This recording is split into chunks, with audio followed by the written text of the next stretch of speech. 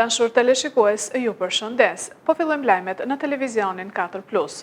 Prezantohen 3 drejtorët e rinj në drejtimin e Bashkisë Lushnjë nga zëvendës kryeministrja Belinda Balluku. 13 drejtorë dhanë dorëheqjen më parë me urdhër të kryeministrit Rama në kuadër të riorganizimit të Bashkisë Lushnjë. Bashkia Lushnjë ka emëruar drejtues të rinj në disa nga drejtoritë kryesore në kuadër të riorganizimit të administratës vendore. Gjatë një takimi me strukturat e Partisë Socialiste, zëvendës kryeministrja Balluku prezantoi 3 nga emrat e rinj që zëvendësuan vendet vakante pas dorëheqjeve të kërkuara më herët nga kryeministri Rama për të gjithë drejtoritë e bashkisë. 3 emërimet e para të konfirmuara janë Elida Mezini, nënkryetare e re e Bashkisë Lushnjë, Ariola Beqo, drejtore e urbanistikës, Elson Zeka, drejtori i ndërmarrjes së pasurisë publike. Ndërkohë emërimet e tjera në drejtoritë e bashkisë do të ndodhin në ditët në vijim. Ky riorganizim synon të sjellë më shumë efikasitet dhe frymë të re në administratën vendore. Kujtojmë që në kuadër të porosive të kryeministrit në Bashkinë e Lushnjës, dhanë dorëheqjen në muajin korrik 13 drejtorë të këtij institucioni dhe 10 drejtues të njësive administrative e 5 drejtues të rajoneve të qytetit të Lushnjës.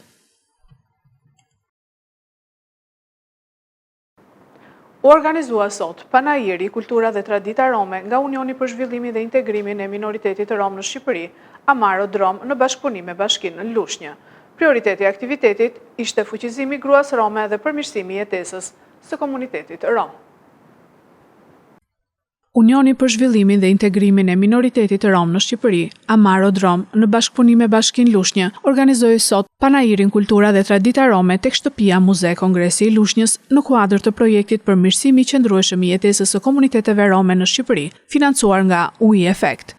Panairi promovoi vlerat, kulturën dhe traditën rome me anë të gatimeve tradicionale, pundore nga gratë rome dhe punimeve artizanale nga artizanë rom.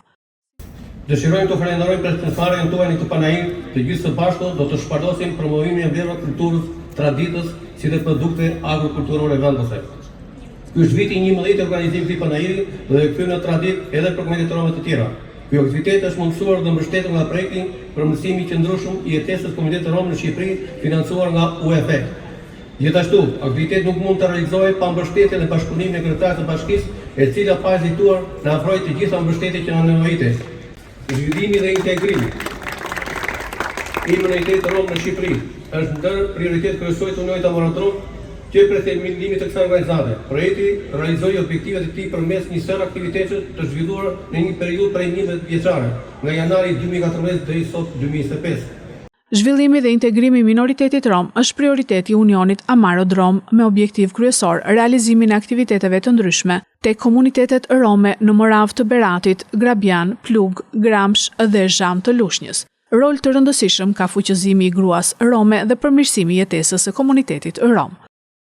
Komuniteti juaj ka pas një vëmendje shumë të madhe nga institucioni i bashkisë, do vazhdoj ta ketë sepse keni fatin e mirë që keni një zë shumë të madh.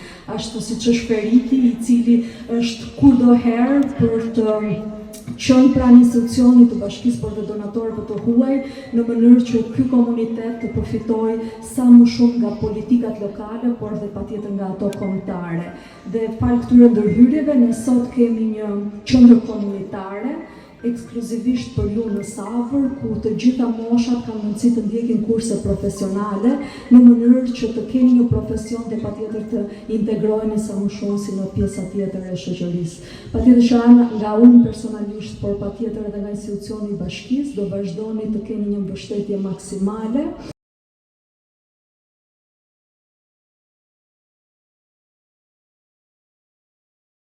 Jetonte i vetëm, i moshuari 70 vjeçar në Lushnjë gjendet i pajet në banesën e tij nga banorët e pallatit. Gjendet i vdekur në banesë një i moshuar në lagjen Loni Dhamo. I moshuari rreth të 70-tave banonte i vetëm në banesë. Ali Korreshi jetonte i vetëm pasi gruaja dhe vajza jetonin jashtë shtetit. Kanë qenë banorët e pallatit që kanë njoftuar policinë pasi vinte erë rënd nga apartamenti i tij. Policia mbërriti në vendngjarje për të hedhur dritë mbi rastin në fjalë. Sipas banorëve të pallatit, të moshuarin kishin disa ditë që nuk e shikonin të dilte dhe mendja u shkoi për më të keqen. Paraprakisht dyshohet se vdekja të moshuarit ka ardhur për shkaqe natyrale, megjithatë pritet ekspertiza mjeko-ligjore që do të përcaktojë shkaqet e vdekjes. Ky rast prek një plag të shoqërisë sonë që është thelluar nga emigracioni. të moshuarit që jetojnë vetëm. Të dhënat e fundit të censusit treguan se 10.8% e personave të moshës së tretë jetojnë vetëm. Finalizohet operacioni policor antidrog i koduar shëtitësi në Fier. Arrestohet 25 vjeçari për shitje droge.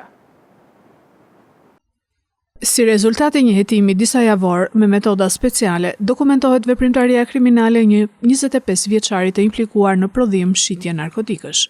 Ai arrestohet nga policia si dhe i sekuestrojnë 10 doza kanabisi që posedonte me qëllim shitjen. Sipas njoftimit të policisë, seksioni për hetimin e narkotikëve në bashkëpunim me Komisariatin e Policisë Fier, pas një hetimi disa javor me metoda speciale, në koordinim me prokurorinë e Fierit, finalizoi operacionin policor shëtitësi, në kuadër të cilit u kap dhe u vu në pranga shtetasi MB, 25 vjeç, banues në Fier. Gjatë periudhës hetimore u provua se ky shtetas ishte i përfshirë në veprimtaritë kriminale të prodhimit dhe shitjes së lëndës narkotike kanabis sativa në lagje të ndryshme të qytetit të Fierit. Gjatë kontrollit fizik, 25 vjeçarit ju gjetën 45 doza kanabisi, të cilat ju sekuestruan bashkë me një automjet, një motomjet, 2 celular dhe shumë aparash të dyshuara të përfituara nga shitja e lëndës narkotike. Materialet procedurale ju referuan prokurorisë së Fierit për veprime të mëtejshme.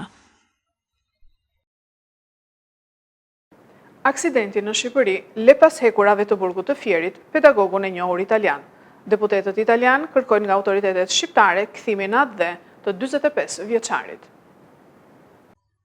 Arrestimi i profesorit italian Michele D'Angelo, i cili po mbahet prej 2 muajsh në burgun e Fierit për shkak të një aksidenti të ndodhur më datën 8 gusht në rrugën Levan Fier, sipas mediave italiane mund të kthehet në një çështje ndërkombëtare.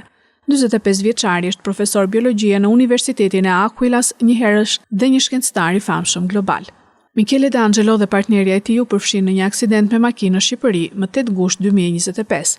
Të nesërmen, italianët u ndaluan nga policia dhe profesori u la në paraburgimin e Fierit, pasi akuzohet për mosdhënie ndihme.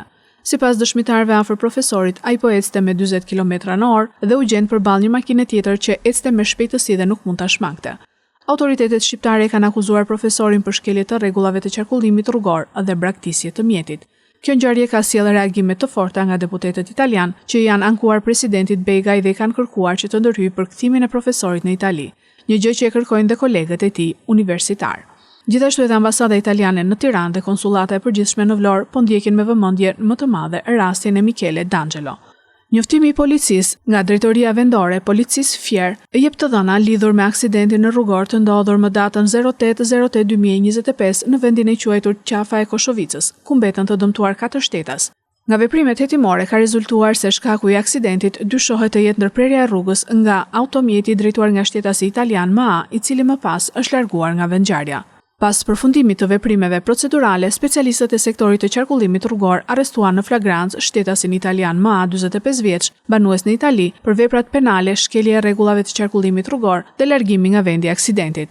Bëhet me dije se një nga 4 personat e plagosur në aksident kanë ndërruar jetë disa ditë më pas në spitalin e traumës në Tiranë. Filmi historik shqiptar Liria Vdekje, një prej monumenteve të kinematografisë shqiptare, rivjen në cilësinë 4K. Filmi historik shqiptar Liria Vdekje, i prodhuar nga Kinostudio Shqipëria e Re më 1979, rikthehet në cilësinë 4K. Filmi me skenar të Vath Korreshit, regjizor Ibrahim Muçaj dhe Kristaq Mitro dhe muzikë të Kujtim Laros është simboli i rezistencës për liri dhe pavarësi, shkruan kryeministri Edi Rama në rrjetet sociale, ku ndan një sekuencë nga ky film i restauruar në Arkivin Qendror Shtetëror të filmit. Ky film është një vepër monumentale kinemas shqiptare që sjell në ekran heroizmin e Çerçistopullit dhe luftën e mashkullorës, simboli i rezistencës për liri dhe pavarësi. Ky film i restauruar do t'i flas brezave të rinj, të kinemas dhe publikut të gjerë, duke përcjell fuqinë e kujtesës son historike, shkruan Rama. Filmi Liria Vdekje shfaqet sot 27 shtator, i restauruar për publikun në natën e fundit të Tirana International Film Festival. Aktorët Timo Floko, Kadri Roshi, Reshat Arbana me anë të roleve përcollën tek publiku fatet e jetuara të heronjve. Çdo sken është një gur në monumentin e kujtesës kombëtare, një përkujtim i gjallë se liria nuk dhurohet, por fitohet me gjak, me sakrificë dhe me guxim të përjetshëm. Restaurimi u realizua nga negativët origjinal dhe u skanua në 4K nga Arkivi Qendror Shtetëror i Filmit dhe Laboratori Augustos Color në Rom. Liria vdekja nuk është vetëm një titull filmi, është kujtesa shqiptare për figurat historike të rilindjes dhe të luftës për pavarësi dhe besimin në idealin e lirisë dhe sakrificës.